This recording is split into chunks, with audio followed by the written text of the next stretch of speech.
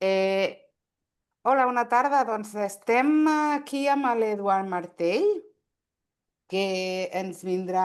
L'Eduard Martell és un doctor en Ciències Socials i sociòleg al Col·legi de Mèxic i ens vendrà a parlar del postmodernisme i el realisme en la teoria de la postverdad, que és un assaig escrit pel Jorge González Arocha.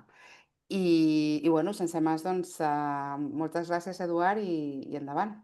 Sí, només una precisió, Dori, que és que no és el mateix al col·legi, bueno, o en castellà, perquè a Ah, vegades vale. les institucions és difícil de traduir. Ah, No és el mateix al Colegio de México que al Colegio Mexiquense. ok. Jo Disculpa. estic al Colegio Mexiquense. A veure, el Colegio de México va ser una universitat que és la especialitzada en ciències socials a Mèxic, que de fet va ser fundada o cofundada per molts catalans i també espanyols exiliats de la Guerra Civil a Mèxic. I després cada estat de Mèxic, perquè a Mèxic tenim un pacte federal, té com el seu col·legi. Aleshores, jo no sóc del Colegio de México en general del país, sóc com del Colegio Mexiquense, que és com el Colegio de México, però per a l'estat de Mèxic, no? És una cosa confusa, perquè a Mèxic tot es diu Mèxic, però bé, 20 Vale. minuts. Gràcies per l'aclaració. Apaguem, Eh, Cristina, apaguem els micròfons, si plau, per evitar fons. Gràcies. Bé, i a més, bé, sí que sóc que acompanyo a la CUP exterior de Mèxic i jo visc a Mèxic i bé, ja.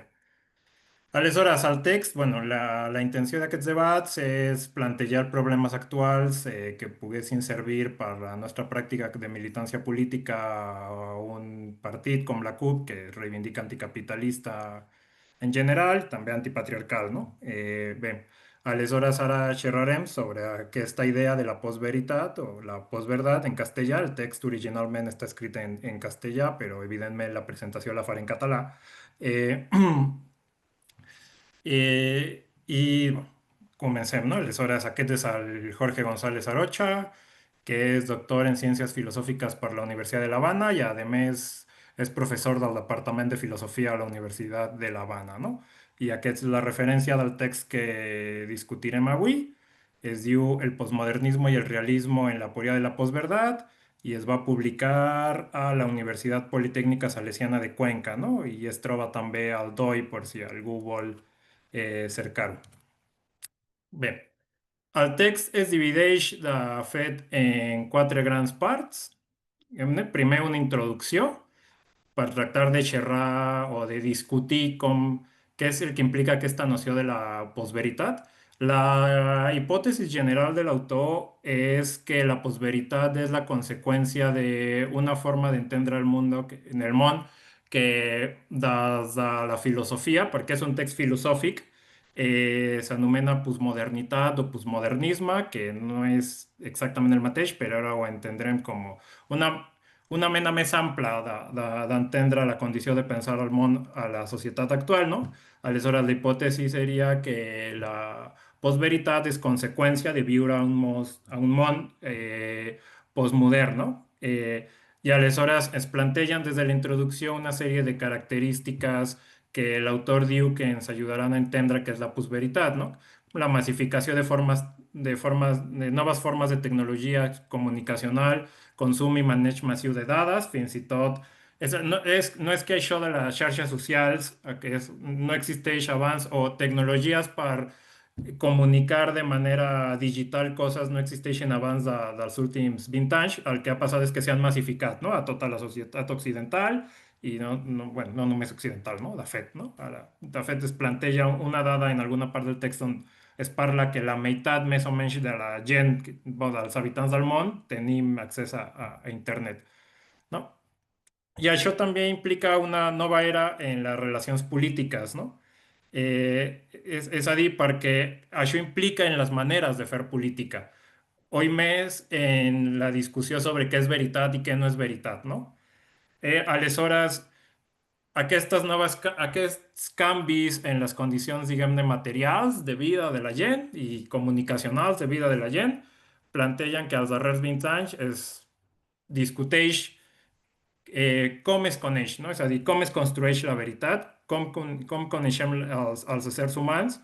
També ha arribat o ha esdevingut una manca d'importància en la veritat en si mateixa, és a dir, és a dir com eh, per qui és que important o com es pot suposar que quelcom és veritat o que no és veritat.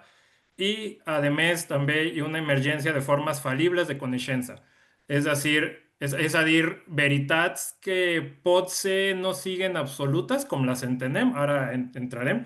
L'exemple més clar d'això són les vacunes. No és a dir, que nosaltres vam créixer amb una idea de que les vacunes ens ajudaven a no contraure enfermetats, però també després hem vist que les vacunes tenien unes conseqüències en una part molt minoritària a nivell estadística, no desitjades, i les dues coses són veritats, no? Aleshores, no és que la veritat siga tot el temps absoluta, sinó que hi ha veritats que tenen falències, és a dir, que veritats que s'equivoquen seria la condició pròpia, no? Aleshores, aquesta condició de discutir la veritat tant des de l'objecte de la veritat com des del consens social de la veritat ha fet que, a més, òbviament, de la massificació dels mitjans de comunicació digital, ha fet que es discuteixi en si mateix què és la veritat o com es pot, no? Construir la veritat. Aleshores, l'autor ens diu que és un terme en disputa que s'ha fet servir més en les ciències socials, però que cal una discussió filosòfica sobre aquest terme de la postveritat. Aleshores es pregunta, quina mena de relació filosòfica existeix entre el concepte de postveritat i el postmodernisme, com el seu suport teòric, que és el que suposa d'inici, segons la interpretació corrent d'aquest terme, no? La metodologia emprada al seu text és la crítica hermenèutica interpretativa a l'anàlisi documental, i ens planteja dues qüestions que seran molt importants per descriure el concepte de postveritat. La contextualització del terme i la importància de la pandèmia, no? A més dels altres... Aquest text és del 2021, perquè la importància de la pandèmia ha massificat encara més les comunicacions digitals, no? La delimitació dels conceptes. Després de definir, de reprendre diverses, bueno, com es diu, com s'ha definit postveritat en diccionaris en castellà, en anglès, en francès, ens proposa aquesta gran definició de postveritat, no? Que diguem-ne que és la definició de postveritat que es va trobar a tot el text, no? És un fenomen més subjectiu que competeix a l'ús indegut de l'opinió, les ideologies o les emocions. Malgrat la subtilesa d'aquesta diferència, en tots els casos es manifesta una preocupació absoluta per la interferència que ofereixen les emocions i les creences personals en la interpretació dels fets.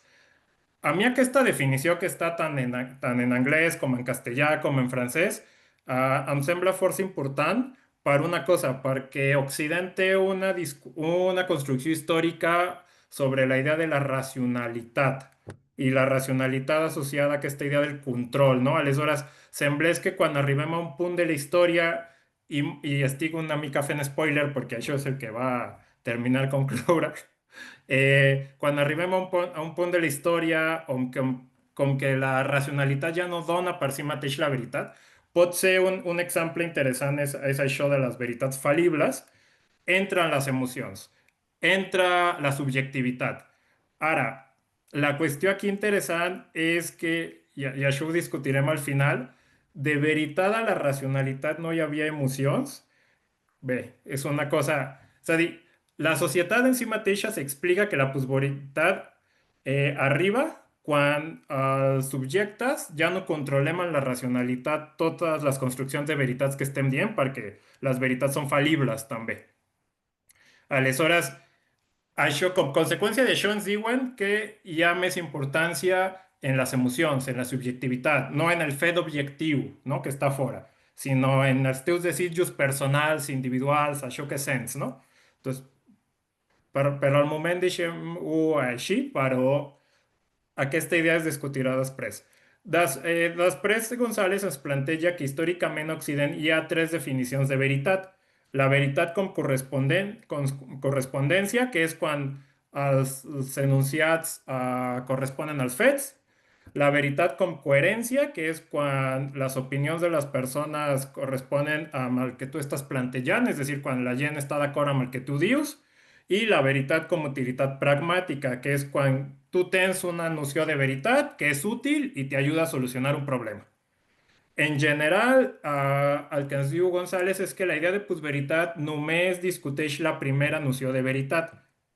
És a dir, aquesta idea de que la veritat s'ha de correspondre als fets, no? A la realitat, això que implica, no? Perquè moltes vegades la postveritat sí implica nocions de veritats amb els teus grups d'amics en comú.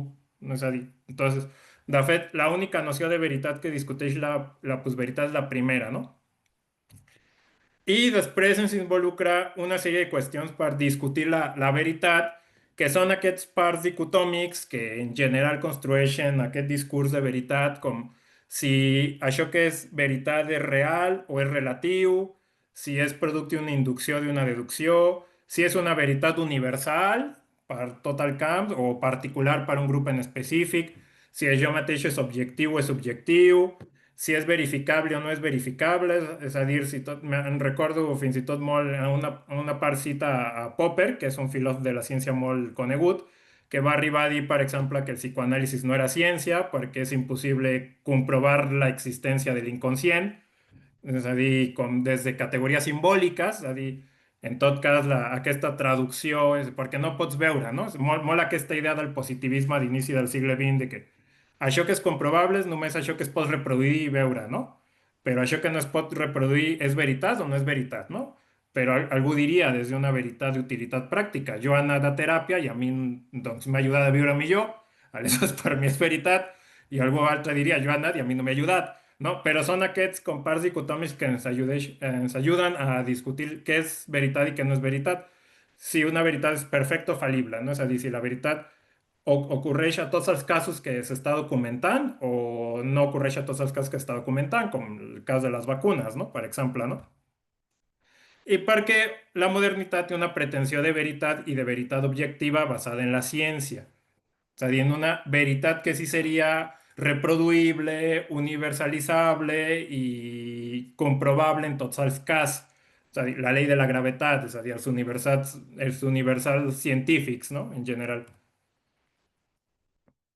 Aquesta és la primera definició científica, filosòfica, perdó, sobre ciència. Després entra la idea de l'esfera pública, els mitjans de comunicació i les noves tecnologies, que seria més un discurs sociocultural, no? Diguem-ne així, no? I això una cosa que ja ens havia avançat abans, no? Que hi ha una emergència de tecnologies privades de la comunicació, que ara construeixen la veritat a l'espai públic.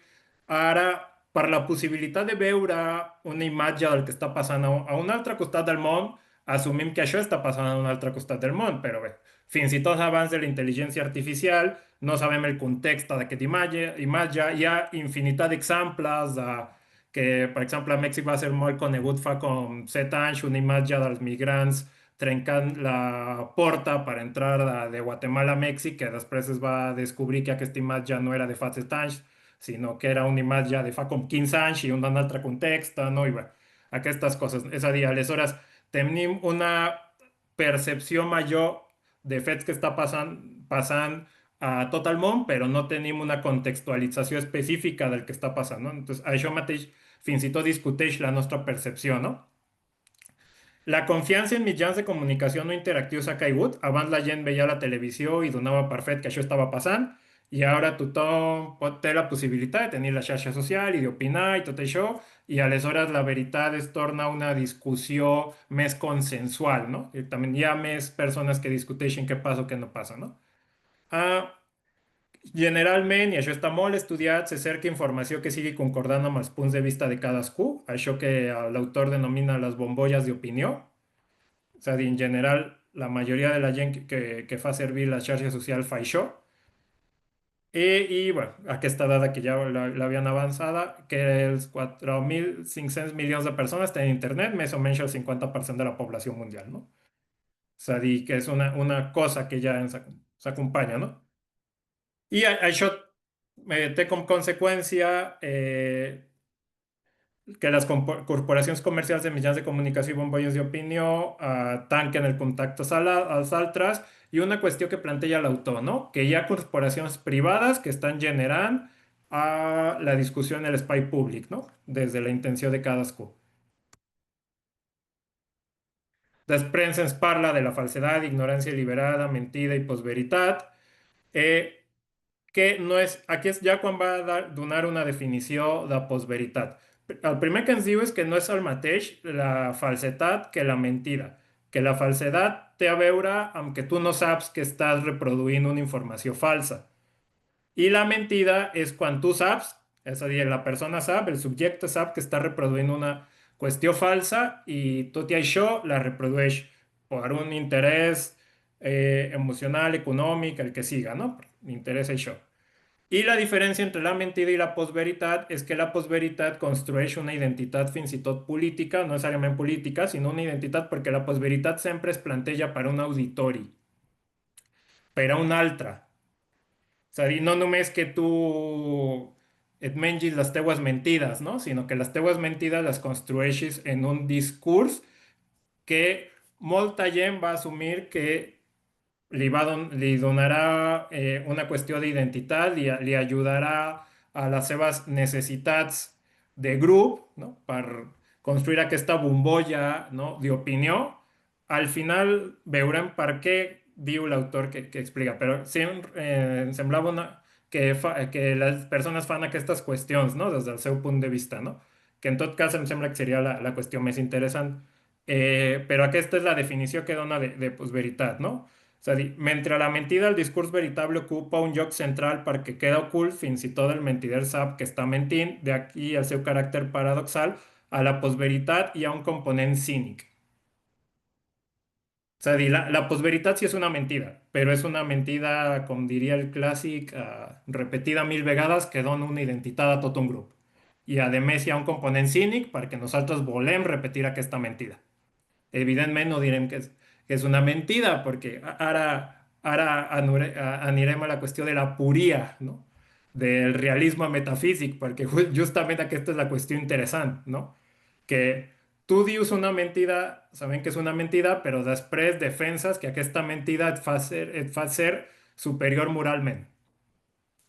És a dir, hi ha un desig de, de trobar certesa des de la moralitat, tot i que saps que estàs mentint. I per això és una contradicció en general, però bé. I aleshores l'autor es demana aquesta tesi inicial, si hi ha un suport únicament en el postmodernisme. Perdó. No, el que ens diu en aquesta part del text és que el suport en tot cas estaria únicament en el postmodernisme, no en la teoria de la diferència o de l'alteritat, perquè moltes vegades fins i tot hi ha en aquestes crítiques al pensament woke que la postveritat defensa o té un sustent original, un origen, perdó, en la teoria de la diferència, en defensar la diferència o en defensar l'alteritat. I no, és més aviat una qüestió cínica.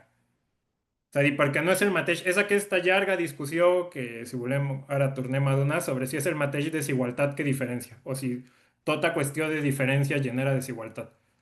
L'autor ens diu que no, que únicament és una qüestió cínica de qui està mentint i de les persones que saben que estan mentint, però que estan defensant una necessitat que tenen, que encara no ho diu, però és la conclusió del text. Aleshores, sí. Aleshores discuteix aquesta qüestió, aniré una mica més ràpid també per poder discutir, sobre si la postveritat realment està sustentada en el postmodernisme, no?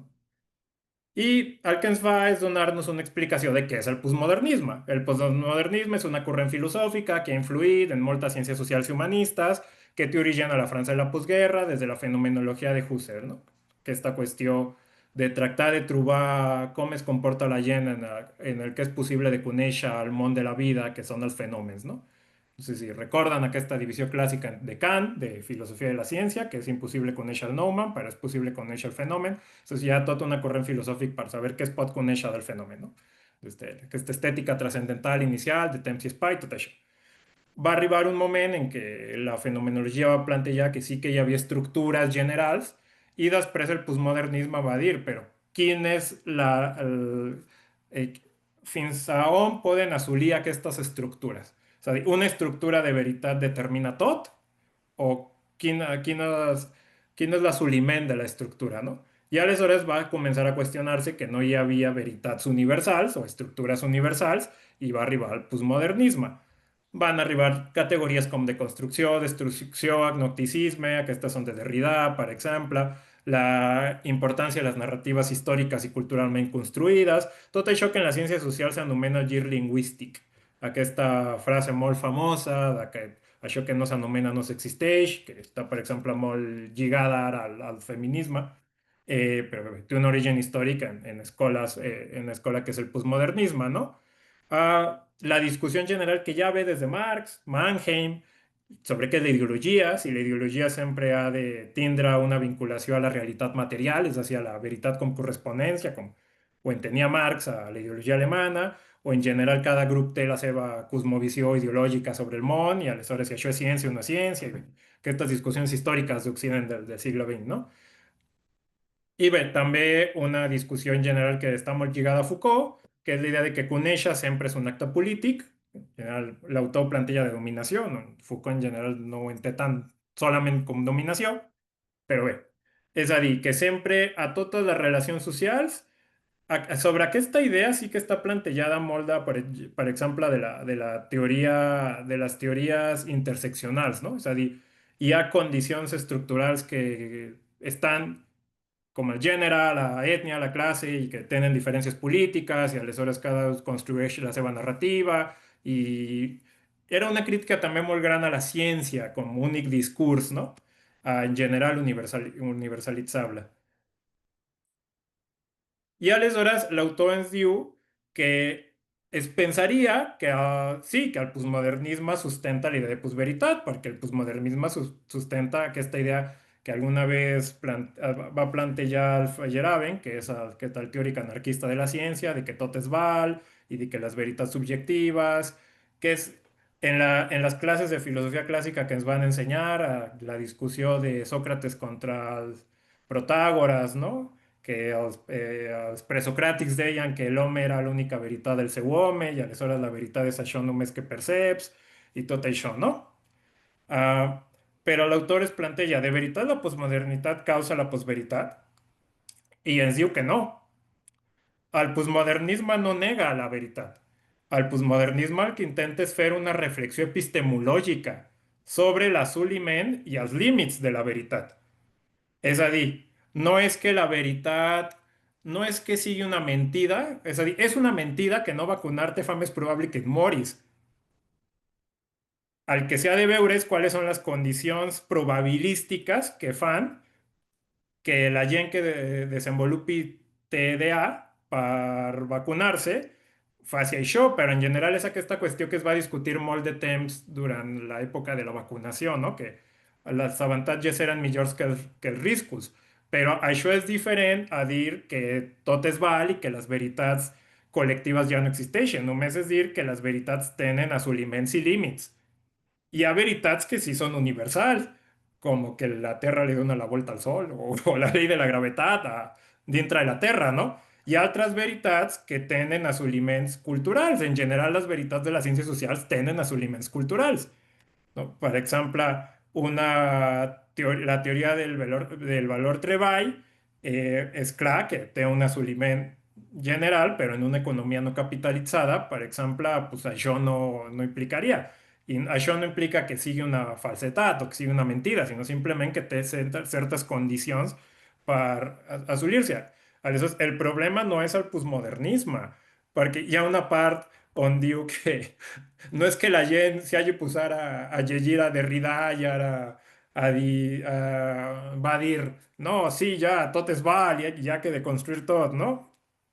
No, simplement hi ha una altra condició que explica la massificació de la postveritat.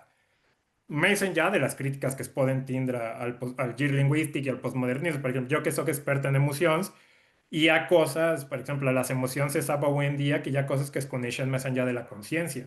i això és real.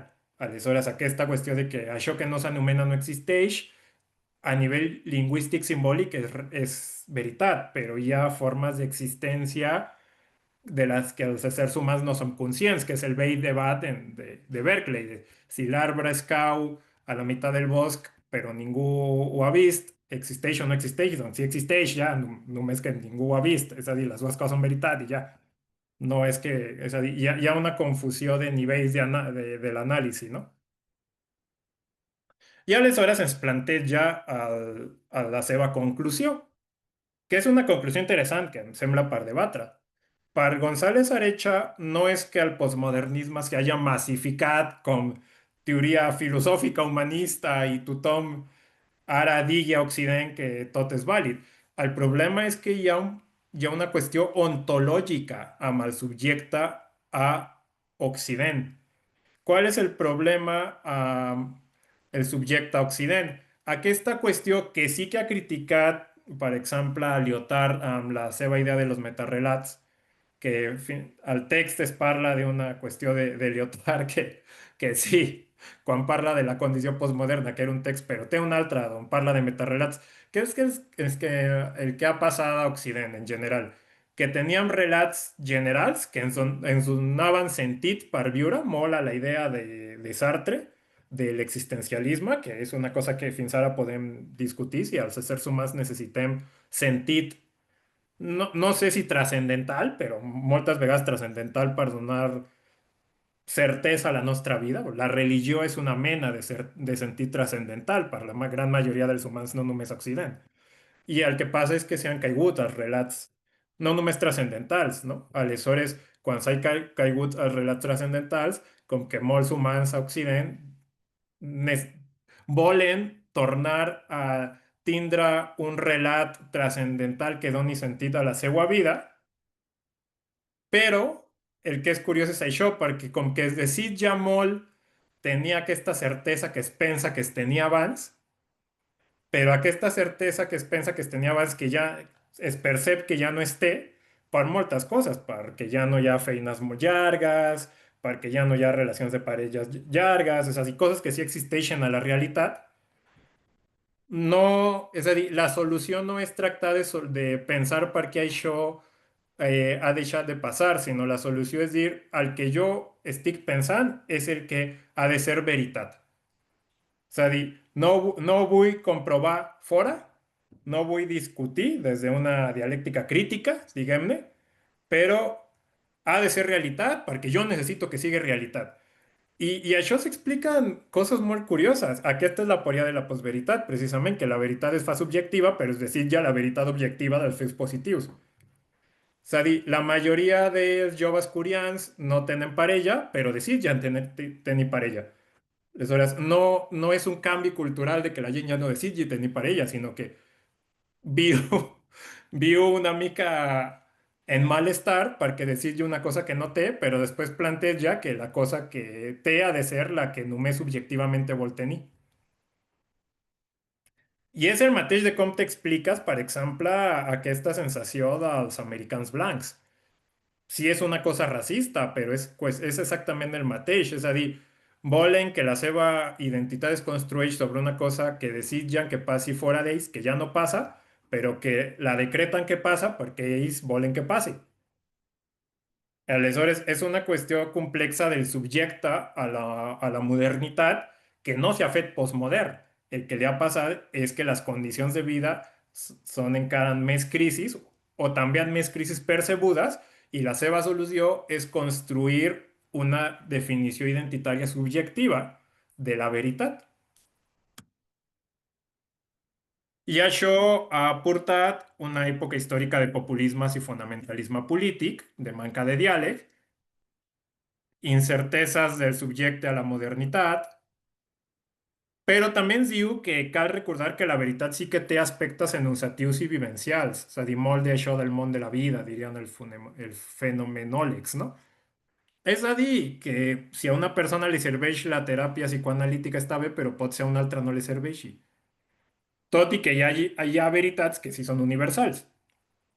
Per mi, la qüestió aquí és la discussió epistemològica de la veritat, no renunciar a la veritat, que fins i tot la postmodernitat no renuncia a la postveritat, que hi ha coses biològiques que ens serviran a la gran majoria, perquè les veritats biològiques són quasi universals.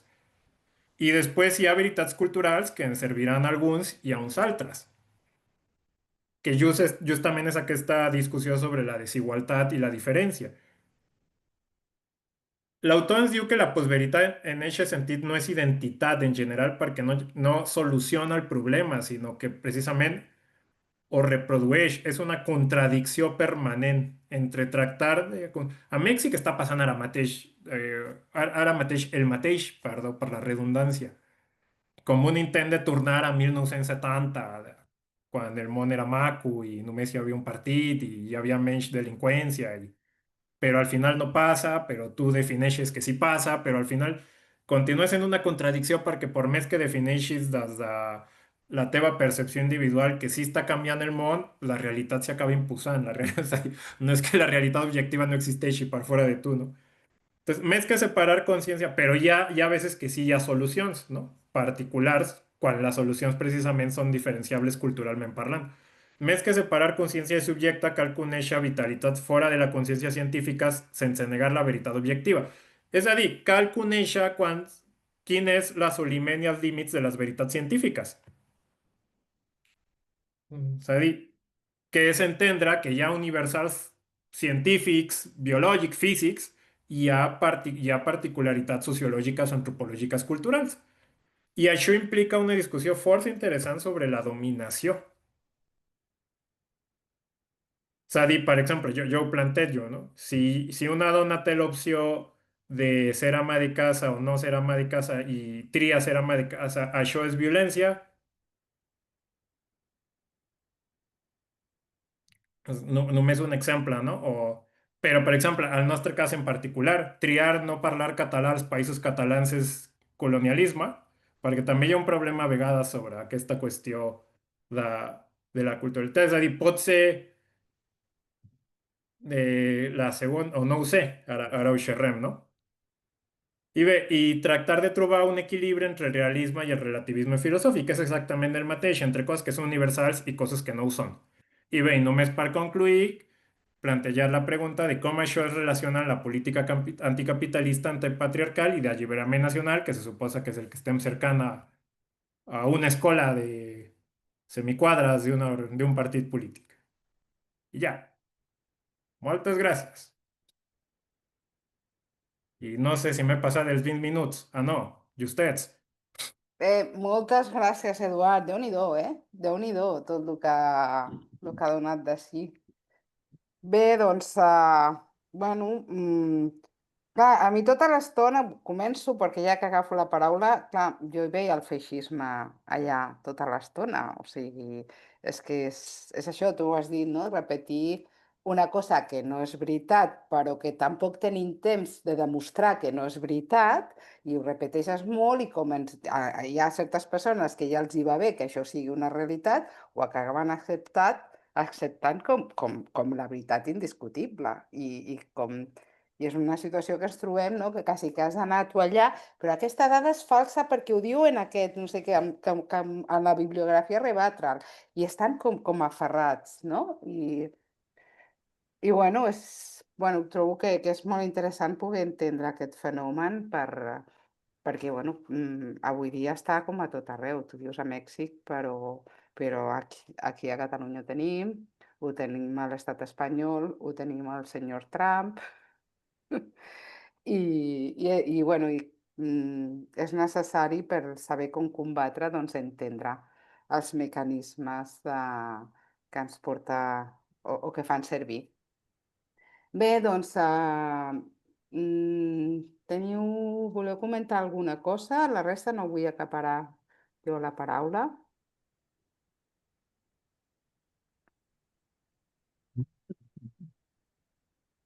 Bueno, és que fa molts anys que es discuteix, jo ja ho discutia quan tenia 16 anys i vaig començar a entrar en política, si sobre el tema de l'objectivitat de les ciències socials, si ens referim únicament a això, no? Eh, És que jo no he cregut mai massa, no?, en l'objectivitat de les ciències socials. O sigui, entenc que és impossible, no? No pot existir l'objectivitat. Una altra cosa és que puguis intentar ser el més múltiple possible en l'exposició d'una opinió, no? I, bueno, i penso que és que el postmodernisme, que això ve després, en definitiva és un moviment filosòfic que no nega l'existència de les veritats objectives, però justament nega que les puguem conèixer amb certesa, perquè tots estem influïts per forces culturals que alteren el nostre judici, no? I en el pensament postmodern, només una persona ignorant o orgullosa pot dir jo sé que això és veritat. Però, bueno, l'afirmació del postmodernisme seria més és impossible saber alguna cosa amb certesa, però clar, estan fent una afirmació objectiva, no? I aleshores, si és impossible saber una cosa de manera certa, aleshores és impossible saber que és impossible. I això complica les coses enormement, no? No, la pregunta o el comentari és aquesta qüestió, no? És clar, tot això de la postverdat i tota aquesta història s'introdueix molt després, no? Jo, quan vaig començar així a llegir els primers llibres de Marx, i parlo dels anys 70, no te digo si fa anys, tot això de la postverdat no existia, no?, com a concepte. És un concepte relativament recent. Però què aporta realment la postveritat a l'objectivitat? Jo crec que és que no desmenteix res de lo que ja es deia. Si Marx, en una certa mesura, inventa el marxisme, no és per fer una ciència objectiva, és per fer una ciència influïda per coneixements de classe, no?, i per visió de classe. En Claro. conseqüència, ja no hi havia una voluntat des del començament, en la creació del marxisme, de dir, no, jo vaig a fer una anàlisi objectiu de la societat capitalista. Home, objectiu. Fas l'anàlisi que es desprèn de la teva vivència i dels teus interessos de classe. I, en definitiva, no n'hi ha d'altres. Igual que quan analitzem la realitat d'Espanya. Anem a dir-ho així. És que Espanya és un país objectivament on podríem viure els catalans de manera còmoda i tal i que qual? Potser sí, és una afirmació perfectament vàlida. Però si jo la desmenteixo i dic no, evidentment és perquè tinc uns interessos culturals, lingüístics, nacionals, de classe, que fan que no accepti una veritat que per altres és la veritat absoluta, no?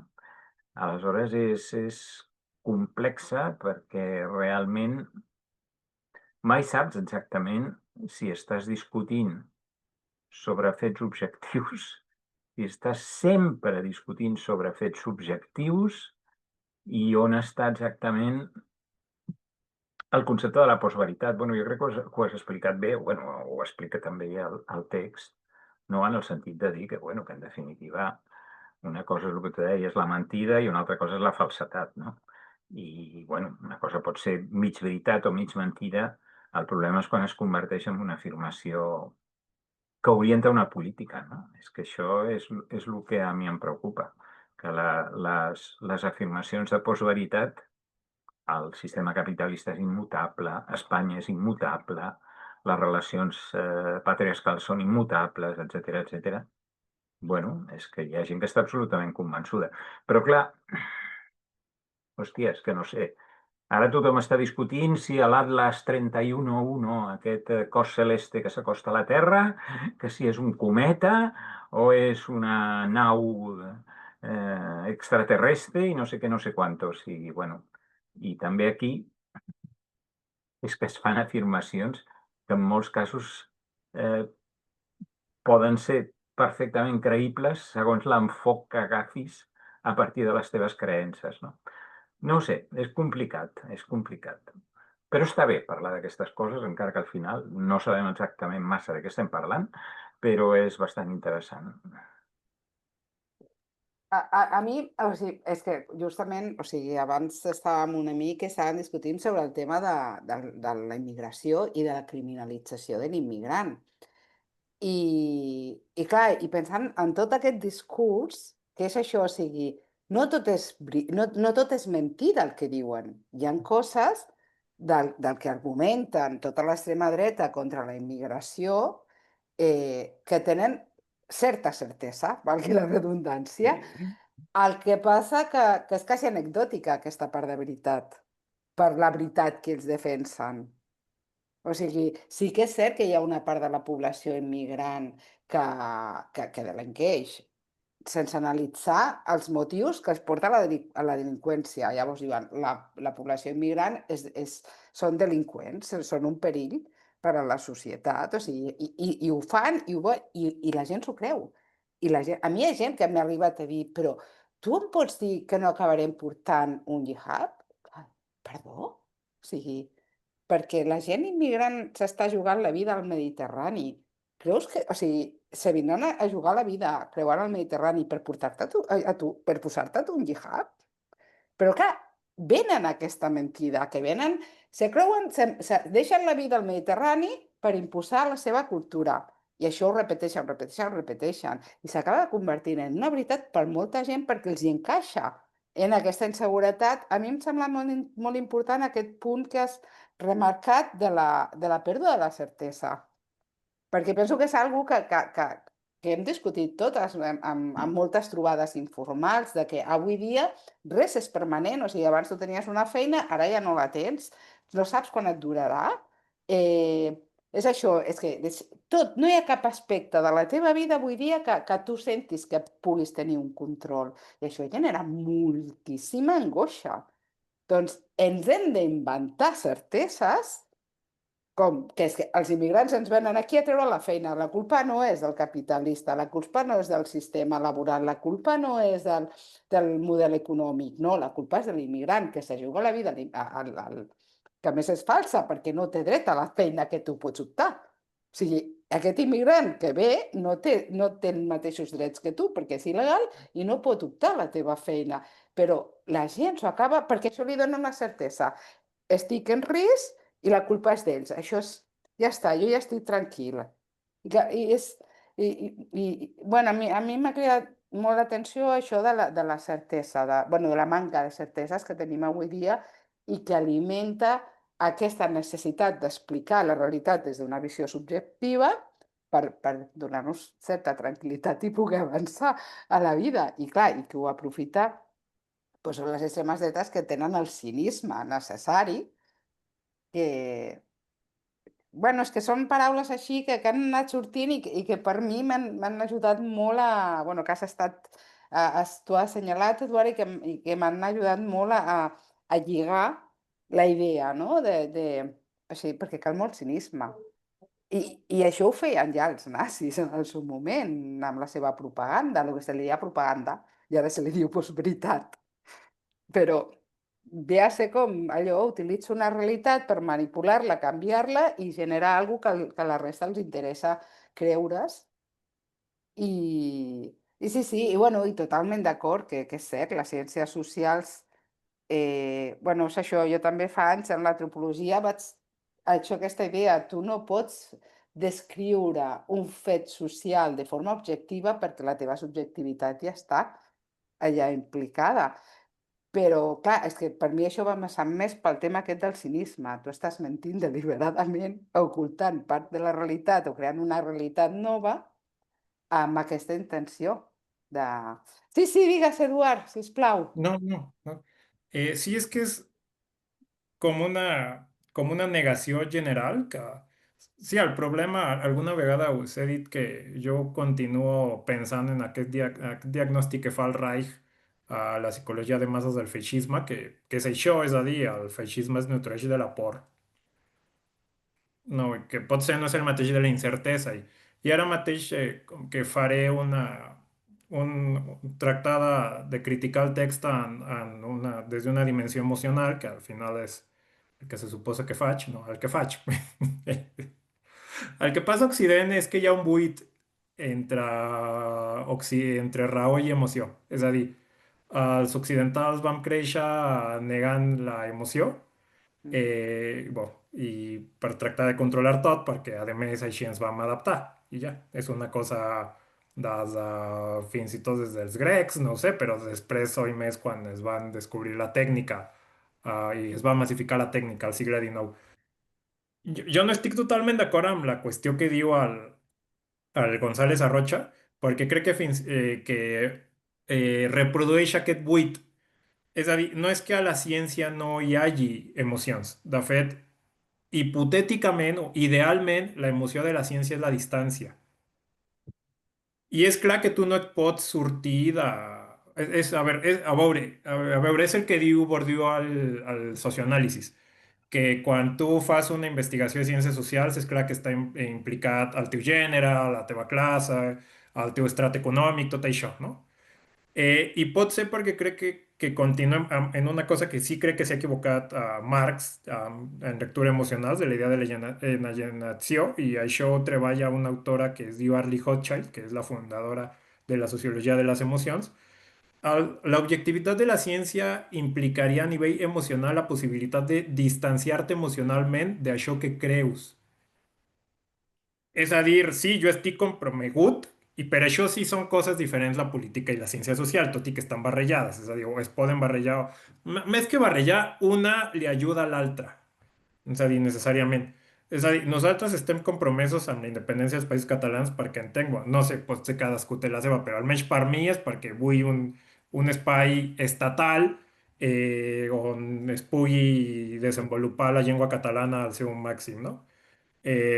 I això era una qüestió que us he dit moltes vegades sobre que crec que el problema que està tenint ara l'esquerra és que no està discutint precisament aquesta incertesa, que tot i que el González Arocha diu que no és identitat, jo crec que sí s'expressa com identitat. És a dir, és tractar de defensar, és tractar, ante la incertesa general, és tractar d'inventar-te un ordre.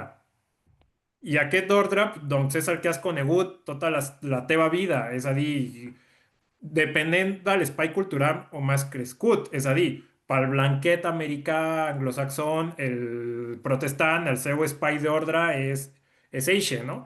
És a dir, perquè fins i tot és una condició d'incertesa ontològica, que amb això estic d'acord. És a dir, que viure en incertesa permanent dona moltíssim por i una condició de crisi del capitalisme dintre de moltes de les crisis, no? És a dir, els meus pares, veure, sí, jo ho penso, els meus pares a la meva edat ja tenien família, tenien un treball estable, tenien una casa, i de sobte es trobes molts millennials que diem, o molts centennials que diem, doncs jo no tinc res d'això, i a més m'hi odio amb totes les... Soy heterosexual i m'hi odio amb totes les noies, i no sé si mai tindré una casa, i no sé si mai tindré un treball estable, i en comptes de tractar d'explicar-te-ho i fer política, no sé, pot ser també per la poca tolerància a la frustració, no ho sé, és més aviat com que t'inventes l'ordre, no? Aleshores, i és on ha d'entrar l'esquerra. És a dir, quina resposta li ha de donar a aquestes persones que tenen una incertesa gigant, i potser sí que ens ajudaria aquesta qüestió que sí crec que és una possibilitat d'apropar a les ciències socials a l'objectivitat, tot i que mai serà universal, és a dir, la coneixença de les ciències socials mai construirà veritats universals. O pot ser la única, jo sempre ho dic, la única veritat universal de sociologia és que som una espècie social per naturalesa. I això no és una veritat sociològica, és una veritat biològica. En tot cas, és a dir, que sempre estem en grup i que només en grup hem sobreviure. Després, és diferent perquè no és el mateix que el teu ordre siga la llengua catalana en un estat laic occidental, que el teu ordre siga la llengua anglesa, però que tot el món hagi de ser blanc i hagi de ser protestant, no?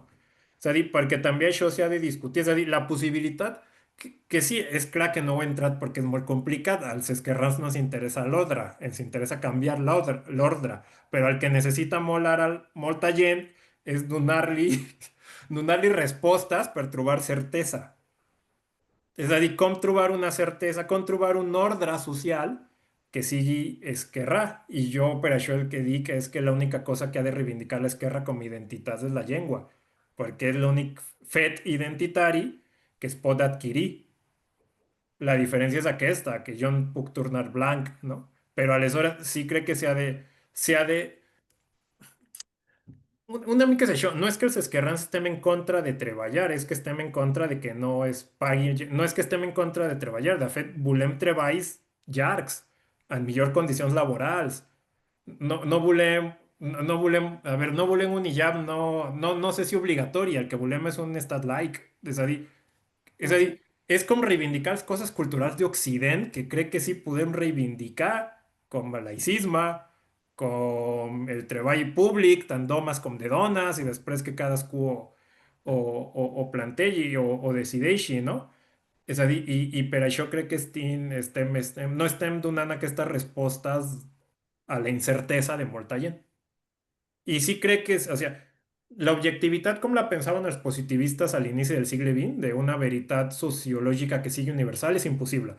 Però sí és possible construir veritats que s'apropin a l'objectivitat des del reconeixement, des d'on estàs parlant, però també, i crec que és això el que li falta a González Arocha i a moltes d'aquestes discussions com la de Bourdieu, des del distanciament. Quan fas ciència, quan fas política, has d'estar compromegut a nivell emocional, però quan fas ciència has d'estar distanciat. I sí som capaços de distanciar-nos de nosaltres mateixos. Allà està Arlie Hochschild desenvolupa la seva principal categoria és aquesta cosa de l'emotional labor, que pot ser un sentit, el treball emocional, i hi ha moltes vegades que el que troba és que la gent se sent molt pitjor quan fingeix emocions que quan de veritat transforma les seves emocions. És a dir, seria més com una combinació. Fins i tot ara ho plantejaré així. Abans ens deien que hauríem de ser crítics tot el temps. Després va arribar un moment en què hem de ser empàtics tot el temps. Però crec que per canviar hem de fer una barreja de crítica i empatia.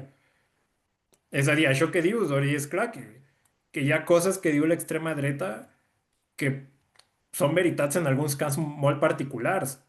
És a dir, perquè també la postveritat té molt d'això, és a dir, que barreja cínicament moltes coses, però sí té coses de veritat que jo percep, és a dir, sí hi ha incertesa, sí hi ha xarxes de delinqüència de migrants. A Mèxic, per exemple, el tren de Aragua, per exemple, això existeix, és clar. El que s'ha de debatre és quina és la probabilitat a nivell estadístic, i aleshores tenen dones que... El problema és que hem plantejat supremacismes morals, és a dir, ser dona no és millor moralment, o ser immigrant no és millor moralment. Hi ha migrants delinqüents, hi ha, però quan Sí, veus sí. l'estadística no són més que la gent del teu propi país que és delinqüent. I després, estadísticament parlant, els països europeus necessiten immigrants pues, perquè la gent ja no té fills. I per què la gent ja no té fills? Perquè vivim en incertesa, és clar. Com vols que tingui un fill si mai sabré si tinc... Jo me ho plantejo així. Com vols que tingui un fill? No sé quin siga el cas dels seus fills, que són més o menys de la meva generació. Com podria tindre un fill si mai sabré si tindré un treball estable? I és una cosa de cura, és clar. Bueno, si tindràs un treball estable, si el món, quin tipus de món hi haurà d'aquí 2 dècades, quines condicions de vida, perquè ja no és només el treball, que sí, o sigui, és que és això, les crisis són tan polièdriques actualment, o sigui, és tot tipus d'incertesa, o sigui, econòmic, laboral, i de condicions de vida. Perquè hi ha molt jovent també que avui dia diu, és que clar, en aquest món que, I pot ser un primer principi per eixir de la incertesa sigui, doncs, el principi de realitat, com deia Marcuse, és clar. És a dir, hi haurà immigrants als països catalans perquè els països catalans necessiten migrants. no, no, són Aleshores, necessaris a Catalunya i clar, a tot el món occidental. és clar. Aleshores, si discutim la identitat, no és que no volem migrants, el que volem és que aprenguin català i ja. Mm. Sí, sí, Perquè el que volem és això, que no imposin, que no... Que Bueno, jo també és això fins a quin punt imposen. Clar, és que també penso que és això, que és una possibilitat de que, aquesta pregunta que em van fer, tu estàs segura que no venen a que nosaltres acabarem posant un hijab? Clar, o sigui, a mi em va semblar tan... o sigui, vaig haver de parar-me a pensar, de dir, quin discurs ha arribat a fer que des que un immigrant creua el Mediterrani jo hagi de portar un hijab. O sigui, jo no acabo de... O sigui, em sembla tan perversa, tan cínica, tan d'allò, o sigui, lligar aquestes dues realitats, és això, o És que sigui... es la por.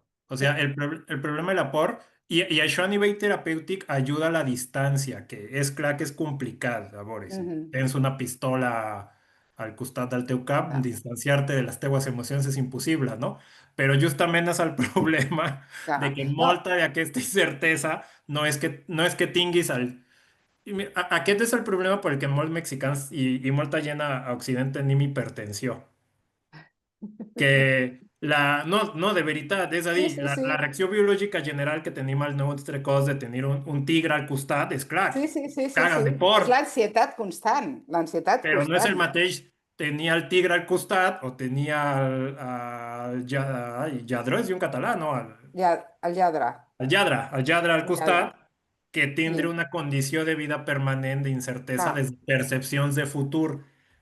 Clar, però és això, nosaltres, o sigui, el que seria desitjable per la societat d'acollida és que aquestes persones que han vingut es poguessin adaptar a les nostres realitats, però és que jo estic convençuda que elles també voldrien poder-se adaptar Sí, a les I realitats per que això jo deia l'acollim. que la llengua, perquè a veure, com li demanes a un hispanoamericà o a un llatinoamericà que s'adapti a les Clar, condicions de per vida exemple, Sergio, del... acceptant una llengua que ja Sí, implica, bueno, la llengua una llengua té es un pot, aspecte... però el problema és que la identitat de Donald Trump pues, haurien de ser Michael Jackson tots.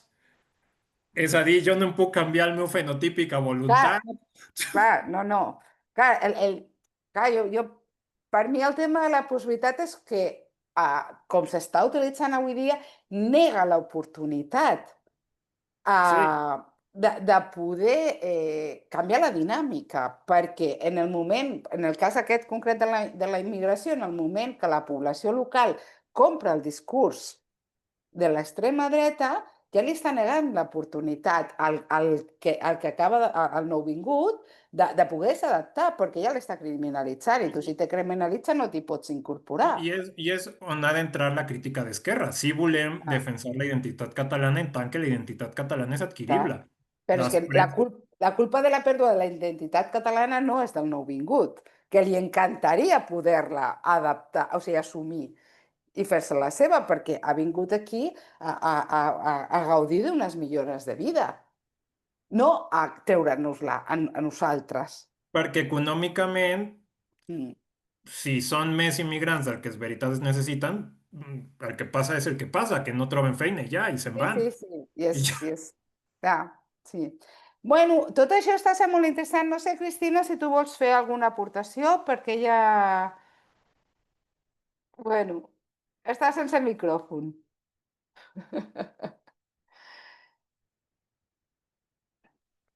No, estic d'acord amb el que dieu, vull dir, en general estic d'acord, sí, sí. Sí. Bé, doncs, si us sembla bé, donem